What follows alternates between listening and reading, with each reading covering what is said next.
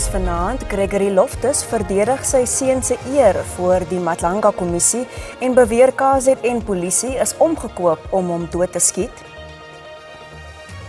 Streeksintegrasie en infrastruktuurontwikkeling hoog op die sakelys by die Suider-Afrikaanse Ontwikkelingsgemeenskap beraad in Durban.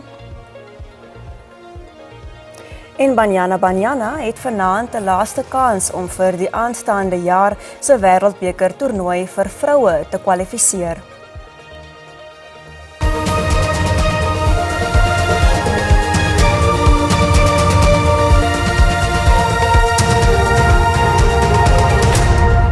Dis nuustyd, goeienaand en baie welkom.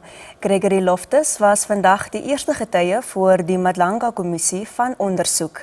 Hy is die pa van die beweerde dwelmbendeleier Bevan Loftus, wat ook 'n insleepdiens bedryf het.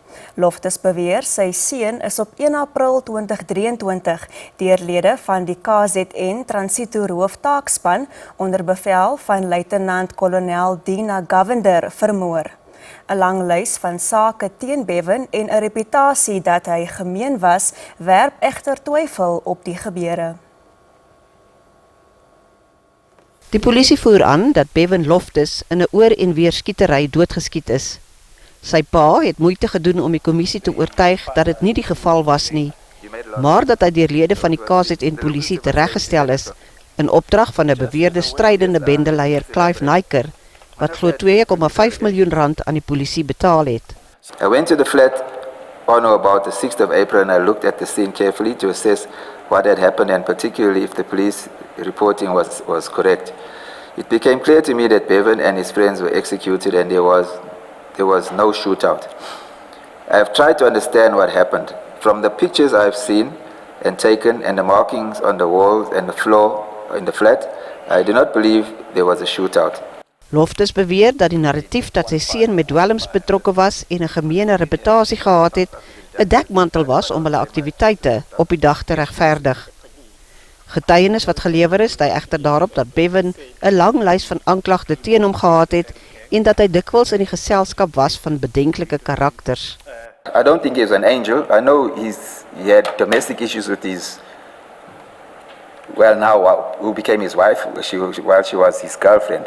I think she charged him that domestic issues and she had applied for a protection or the domestic violence interdict and I think he was convicted on that.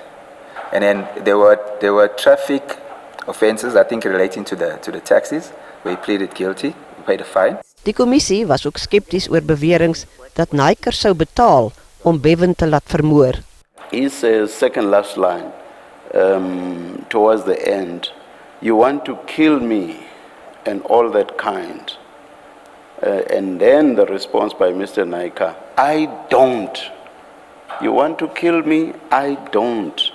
Are you making allegations against me or are you telling me the facts?"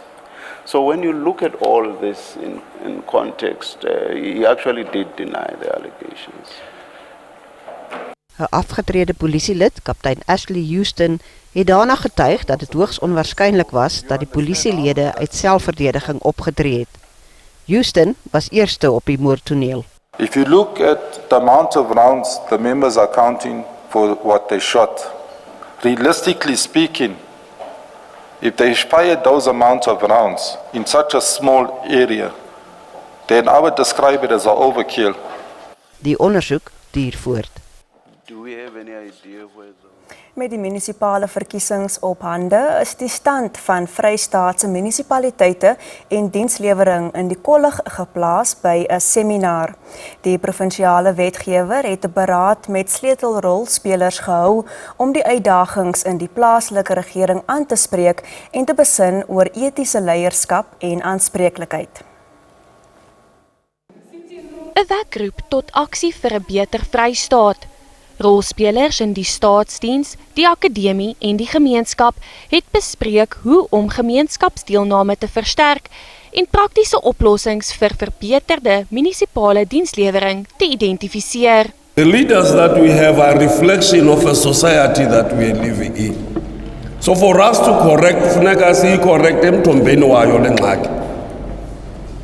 So we must correct it there in our society and build that society so that when we elect people, we know we elect people who have passion to work for others.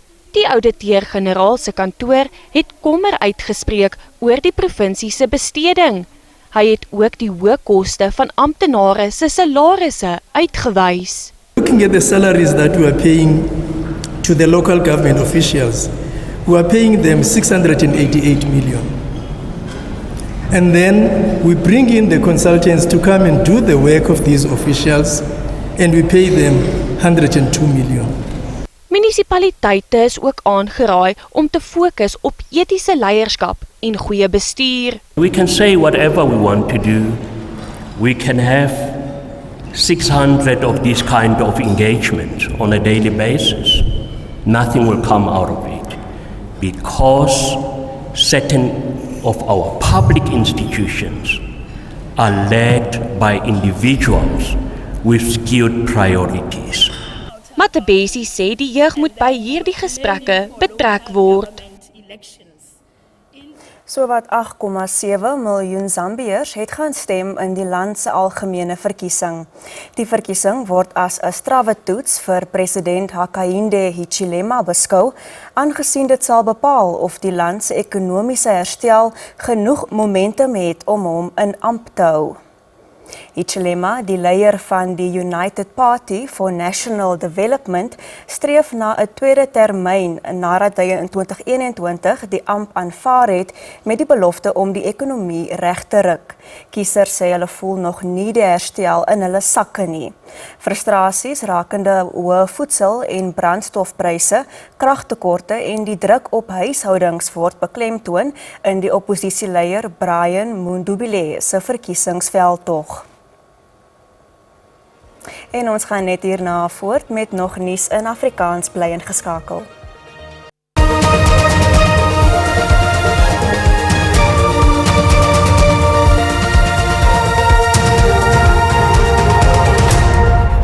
Welkom terug. Veiligheid is in die Durban verskerp te midde van voorbereidings vir die 46ste Suider-Afrikaanse Ontwikkelingsgemeenskap of die SAOG se beraad die naweek by die internasionale konvensiesentrum. Senior amptenare en ministers het ook voor Maandag se staats- en regeringshoofde beraad vergader. Op die sakelys was streeksintegrasie, infrastruktuur, vrede en veiligheid as ook migrasie. Sowat 10 staats- en regeringshoofde wat die beraad bywoon sal maniere bespreek om streeksintegrasie te versterk en infrastruktuurontwikkeling te versnel. Konflik en sekuriteit sal ook onder die loep geneem word. Firstly, is to ensure that Madagascar, within the 24 months that they have committed, goes to their democratic elections.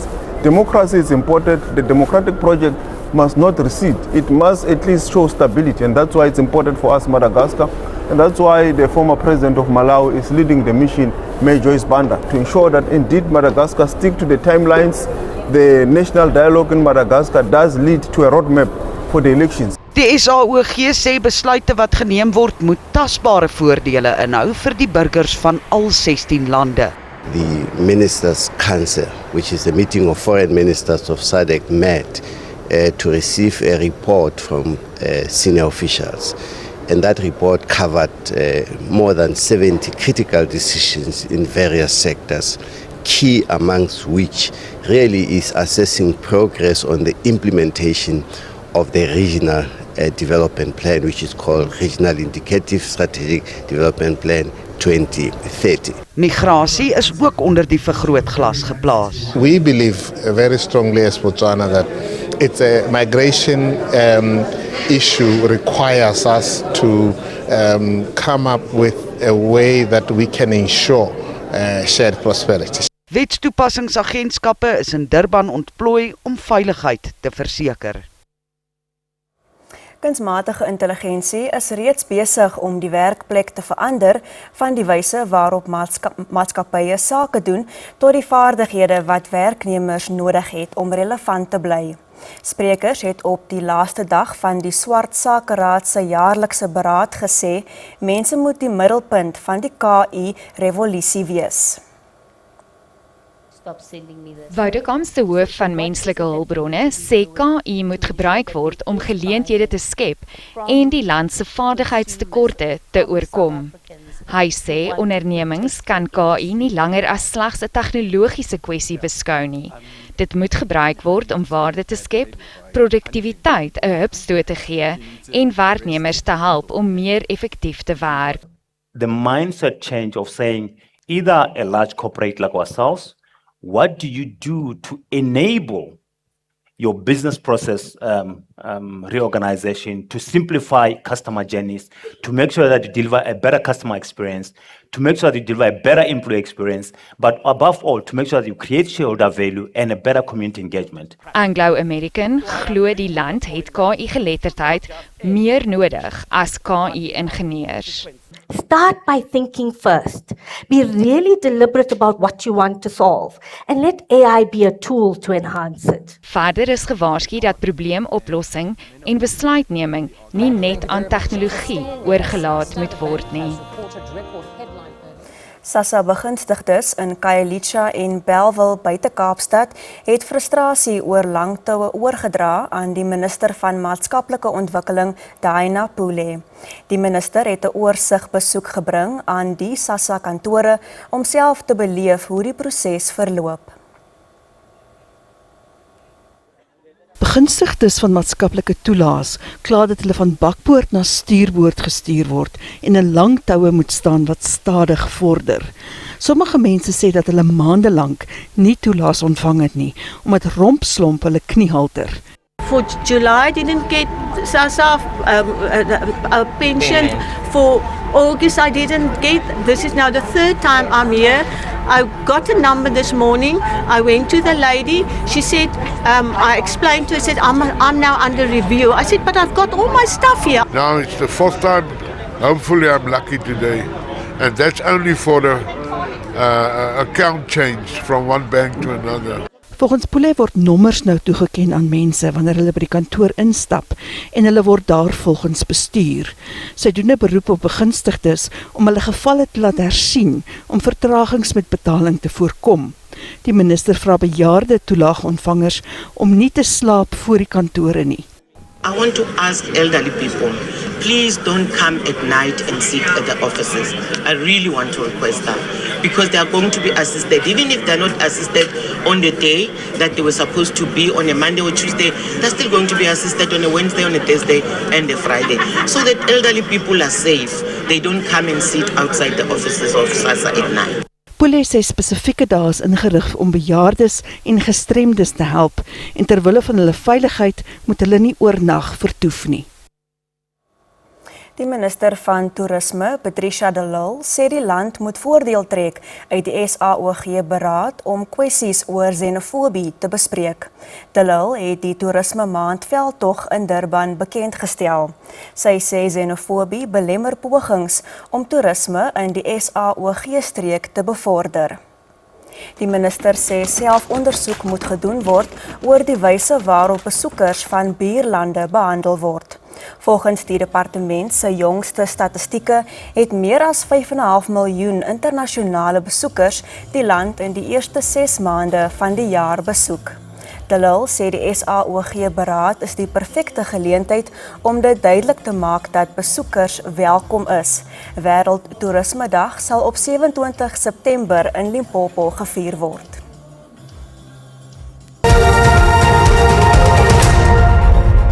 En nou vir die markaanwysers soos om 5:00 vanmiddag met die sluiting van die JSE.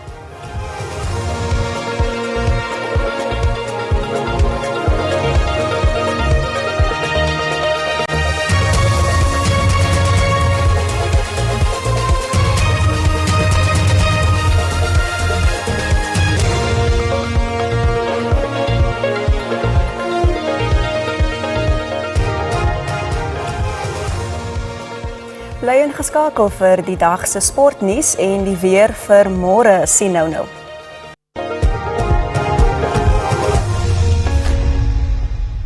Dis reg of weg vir Banyana wat Nigeria vanaand moet klop indien hulle steeds vir volgende jaar se wêreldbeker toernooi vir vroue in Brasilië wil kwalifiseer. Hulle pak die Nigeriërs in 'n uitspelstryd by die Afrika Nasiesbeker toernooi vir vroue in Casablanca in Marokko. Banyana se hoop om regstreeks te kwalifiseer is 'n knou toegedien na hulle nederlaag teen die gasheerland in die kwart eindronde van die WAFCON toernooi. Die WAFCON semifinaliste het outomaties na die Wêreldbeker toernooi deurgedring. Suid-Afrika, Nigerië, Ivoorkus en Ghana sê mekaar vanaand die stryd aan om te bepaal wie namens die Konfederasie van Afrika Sokker aan verdere uitspeelwedstryde vir die Wêreldbeker gaan deelneem.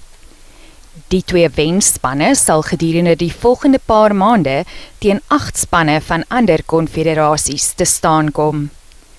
'n Reuse uitdaging lê vir Suid-Afrika voor, wat vanaand die 10-malige WAFCON kampioene moet klop. Is hier net twee spanne nie, is twee giants van jy weet African football wat daar is. Ek dink ons albei het nie gedink ons gaan in die posisie is, maar ons is nou in die posisie en ons moet daai geleentheid gebruik dat ons nog altyd ons goals kan achieve om Wêreldbeker toe te gaan. Ellis sê haar span fokus op elke wedstryd afsonderlik en kyk nie te ver die toekoms in nie. Ons moet seker maak dat ons fokus bly op hierdie wedstryd. Dit gaan 'n moeilike wedstryd wees, dit gaan 'n harde wedstryd wees. Want hulle het ook ambisie om, jy weet, om Wêreldbeker toe te gaan deur hierdie route het hulle ook daai en ons moet seker maak dat weet op die veld dat ons baie concentrated is. Ons moet seker maak dat ons 'n clean sheet hou. Dis die belangrikste, van ons gaan altyd kansse maak en dan hopelik in hierdie wedstryd sal ons daai kansse neem wat ons jy weet berou het in die ander wedstryde. Vanaand se kragmeting skop om 10:00 Suid-Afrikaanse tyd af. En dis dan al vir vanaand, maar voor ons groet ons met beeldmateriaal van die jongste vulkaniese aktiwiteit by Hawaii se Kilauea vulkaan.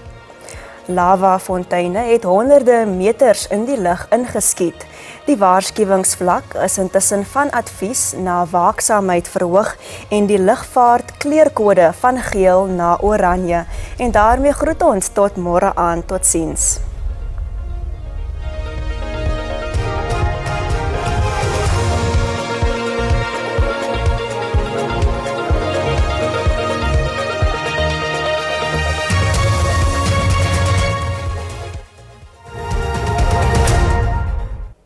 Goeienaand en hartlik welkom. Die weervooruitsigte is as volg, wat vandag gaan betref enkele buie kom voor in die sentrale dele van die land, met verspreide buie wat voorkom in dele van Mpumalanga, KwaZulu-Natal, asook in die noordoostelike dele van die Oos-Kaap. Lig tot matige wind kan verwag word langs die binneland, met 'n fris wind langs die kus. As ons kyk na môre, bewolkte toestande kom voor in die sentrale dele van die land, dit strek tot in die oostelike helfte, met enkele buie wat voorkom in dele van Limpopo, Mpumalanga en dit strek tot in KwaZulu-Natal. Daar is verskeie weerwake uitgereik deur Suid-Afrikaanse weerdiens vir winderige toestande en dit kom grootliks vir Limpopo, strek tot in dele van Mpumalanga, Vrystaat asook in Gauteng en ook in die westelike dele van die Noord-Kaap. Winderige toestande kan ook voorkom in die Suidkus en dit kan lei tot navigasieprobleme. Hierdie weerwak geld ook vir môre vir winderige toestande in die westelike dele van die Noord-Kaap. So kom ons kyk na ons minimum en maksimum temperature. In Gauteng 'n koue dag kan verwag word. Pretoria het 'n maksimum van 18, Johannesburg se maksimum is 14 met 'n minimum van 4. Vereniging se maksimum is 16 grade. Dan beweeg ons na Limpopo, 'n koel dag kan verwag word. Messina se maksimum is 21 met 'n minimum van 12. Polokwane se maksimum is 17 en 'n minimum van 5. Dan beweeg ons na Mpumalanga, 'n koel tot koue dag kan verwag word. Skukuza se maksimum is 20 grade met 'n minimum van 11. Standerton se minimum is 3 en 'n maksimum van 14. In KwaZulu-Natal, dit is steeds koud in hierdie provinsie. Kokstad se minimum is 1 met 'n maksimum van 13. Richards Bay en Durban se maksimum is 21. In die Oos-Kaap, dit is koud in hierdie provinsie. Willowmore se maksimum is 19 grade met 'n minimum van 4. Gqeberha se maksimum is 20 en 'n minimum van 13. In die Wes-Kaap, dit is koel in die grootste dele van hierdie provinsie, maar warmer in Vredendal met 'n maksimum van 32. Kaapstad se maksimum is 26. Terug na die Noord-Kaap, 'n koeldag kan ook verwag word, maar is warmer in Springbok met 'n maksimum van 26 en 'n minimum van 15 eerder. Terug in die binneland in die Vrystaat, 'n koue dag kan verwag word in die Vrystaat, temperatuur in die laat 20s kom voor. Kroonstad en Welkom se maksimum is 15. Forestsmith het ook 'n maksimum van 15 grade. Dan laastens Noordwes, 'n koeldag kan verwag word. Mahikeng se maksimum is 18, Vryburg se minimum is 7 met 'n maksimum van 19. Dis in al van ons hier by die weersentrum. Geniet die aand.